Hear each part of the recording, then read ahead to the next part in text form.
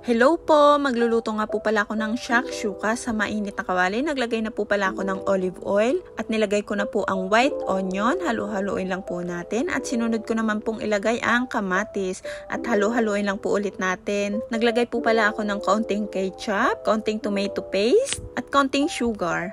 At halo-haluin lang po ulit natin. Kapag okay na po at luto na po ang kamatis, sunod naman po natin ilagay ang itlog. 2 itlog nga po pala ang nilagay ko dyan. At pagkatapos ko nga pong ilagay ang itlog, naglagay po ako ng kaunting paminta at kaunting asin. At pagkatapos, takpan po natin ito at magantay lang po tayo ng ilang minuto hanggang sa maluto ang itlog.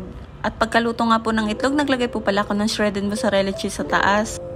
At pagkatapos, takpan lang po natin ito at magantay po tayo ng ilang minuto hanggang sa matunaw ang cheese. At ayan, tunaw na po ang cheese. Okay na po ito. At ito na nga po ang ating shakshuka. Thank you for watching. Bye!